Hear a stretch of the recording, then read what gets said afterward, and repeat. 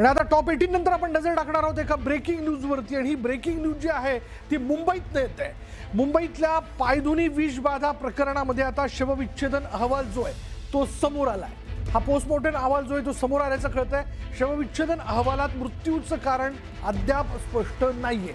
नेमकं कशामुळे मृत्यू झाला? बिर्याणी खाल्ल्यामुळे मृत्यू झाला की टरबूज खाल्ल्यामुळे मृत्यू झाला? रिपोर्टमध्ये मृत्यूचं कारण अजूनही पेंडिंग आहे। फॉरेन्सिकच्या अहवालानंतर कारण हे स्पष्ट होणार आहे आणि फॉरेन्सिकच्या अहवालाचा जे रुग्णालयातील अधिकारी आता अभ्यास करणार आहेत त्यानंतरच मृत्यूचं कारण स्पष्ट होऊ शकेल। अधिक तपशील आपण जाणून घेणार आहोत। आमचे प्रतिनिधी संकेत वरक आपल्याबरोबर। संकेत, काय माहिती? विशाल, आपण जर संपूर्ण प्रकरण पाहिलं तर विषबाधा प्रकरण आहे असं अनेकदा म्हटलं गेलं।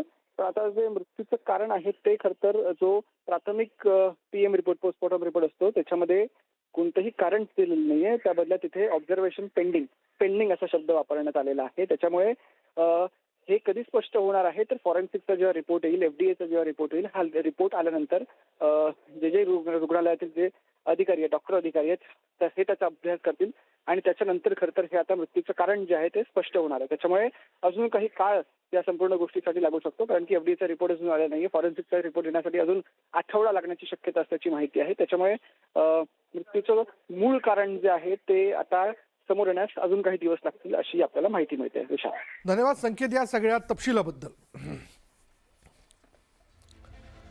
आणि आता आणखीन एक महत्त्वाची ब्रेकिंग न्यूज मुंबईच्या उपनगरातनं। बघा काय घडतंय त्याच्यावरती एक नजर टाकूया।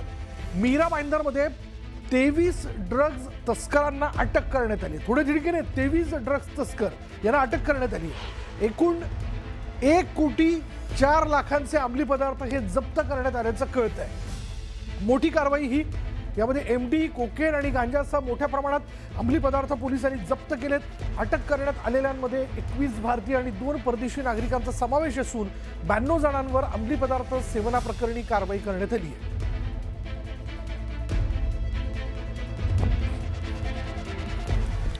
मुंबईतल्या 2 महत्त्वाच्या घडामोडी आपण बघितल्या। बघूयात नवी मुंबईत नेमकं काय सुरू आहे त्यावरती देखील एक नजर टाकणं महत्त्वाचं आहे। बघा, नवी मुंबईत एक ब्रेकिंग न्यूज अशी की अंमली पदार्थ विरोधी पथकाची नवी मुंबईत देखील मोठी कारवाई जी ती पार पडलेली आहे। आता आधी मीरा भाईंदर, त्यानंतर Navi Mumbai seaweed railway station परिसरात पोलिसांनी मोठी कारवाई केलेली आहे। बेकायदेशीर कारभाराचा पर्दाफाश केला। भंगार व्यवसायाच्या आडून बेकायदेशीररित्या अंमली पदार्थांचा व्यवसाय सुरू असल्याचं पोलिसांच्या निदर्शनास आलं आणि याबाबत महापालिकेशी पत्रव्यवहार करून संबंधित भंगार दुकानावर कारवाई करण्यात आली। दुकान जे ते जमीनदोस्त करण्यात आलं असून तिथे सर्व भंगार साहित्य टेम्पोमधून डम्पिंग ग्राउंडकडे पाठवण्यात आलंय आणि या कारवाईमुळे परिसरातील बेकायदेशीर अंमली पदार्थांच्या व्यवहाराला मोठा आळा बसणार असल्याची माहिती पोलिसांनी दिली।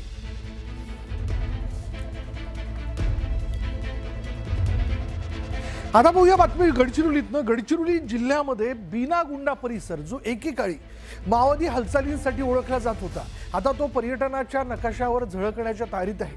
घनदाट जंगलाच्या कुशीत वसलेला रजिरप्पा धबधबा पर्यटकांसाठी आकर्षण ठरत असून आता तो परिसर माओवादी मुक्त झाल्यानंतर प्रशासनाने विकासाचा निर्णय घेतलाय।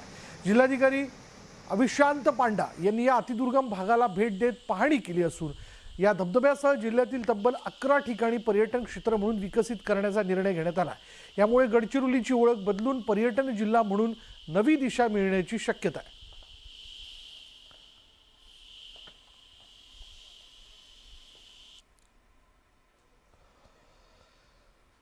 यानंतर एक महत्त्वाची ब्रेकिंग न्यूज आहे त्यावरती देखील नजर टाकूयात। महत्त्वाची ब्रेकिंग न्यूज लक्षात घ्या त्यावरती बघा, ही बातमी अशी की मुंबई गोवा महामार्गावरील टोलवरनं आता राजकारण चांगलंच तापलंय।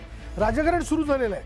मुंबई गोवा महामार्गाच्या भूसंपादनाचे पैसे शेतकऱ्यांना देण्याची मागणी जी आहे ती करण्यात आलेली आहे। जोपर्यंत हे पैसे येत नाहीत तोपर्यंत स्थानिकांना टोल माफी होत नाही आणि जिल्ह्यातील टोल सुरू करू देणार नाही असा देखील इशारा देण्यात आला। लांजा राजापूरचे शिंदे शिवसेनेचे आमदार किरण सामंत यांनी रोखठोक भूमिका घेतली आहे।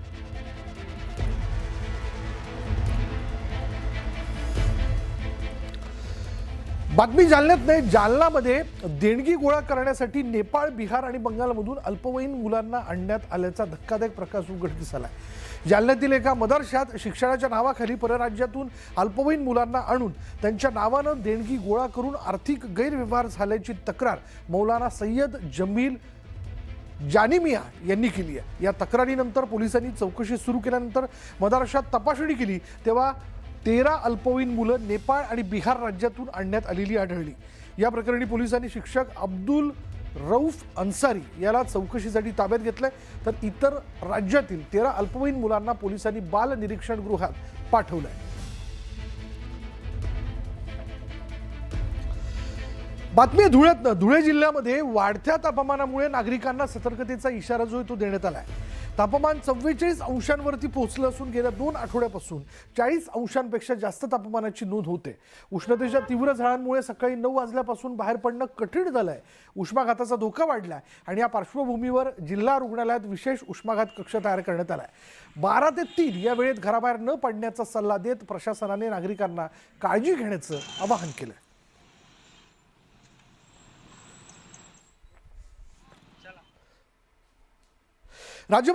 राज्यासह देशभरात उष्णतेची तीव्रता दिवसेंदिवस वाढताना दिसते आणि या सगळ्या मागचं मुख्य कारण म्हणजे महासागराच्या तापमानात झालेली वाढ असल्याचं तज्ज्ञांचं मत आहे। एल निनोच्या प्रभावामुळे भारताकडे उष्ण वारे वाहत असून पुढील आठवडाभर तापमान आणखी वाढण्याची शक्यता व्यक्त केली जाते।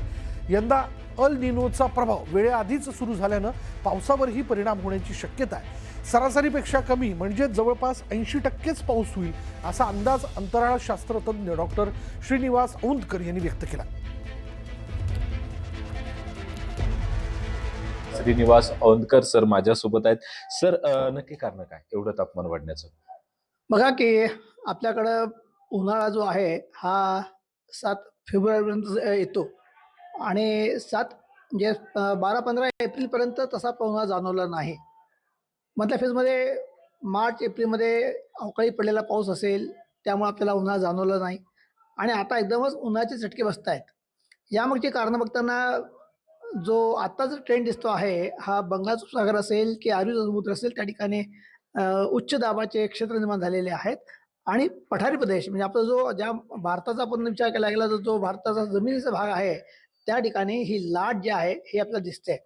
यात होतं काय की उत्तरेकडून जी वारे येतात ती देखील बघितली गेली की ती अति होत नाहीत, म्हणजे आम्हाला पश्चिमी विक्षोभ म्हणतोय मी, ती कोरडी होत आहेत, ती उष्ण आहेत आणि त्याचा देखील फटका बसतो आहे।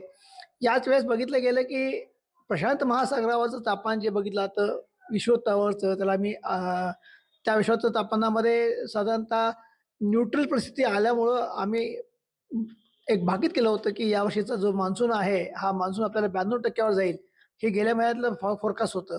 परंतु आता ट्रेंड दाखवतो आहे गेल्या 2 दिवसातला की अल निनो जो आहे हा अल निनो ऑगस्ट सप्टेंबरला निर्माण न होता ती परिस्थिती निर्माण न होता ती कदाचित मेच्या दरम्यान म्हणजे 2-2.5 महिने अलीकडेच येते की काय अशी भीती व्यक्त होते आणि त्याचा देखील फटका बसतो आहे।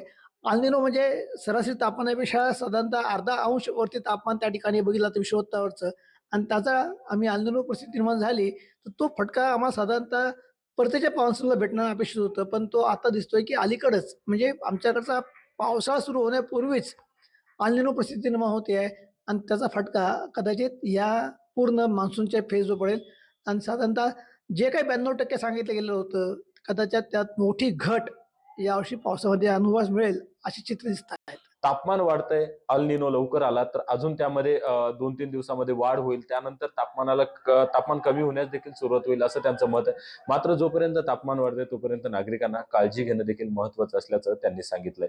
अविनाश कानडे, न्यूज 18 मराठी, छत्रपती संभाजीनगर।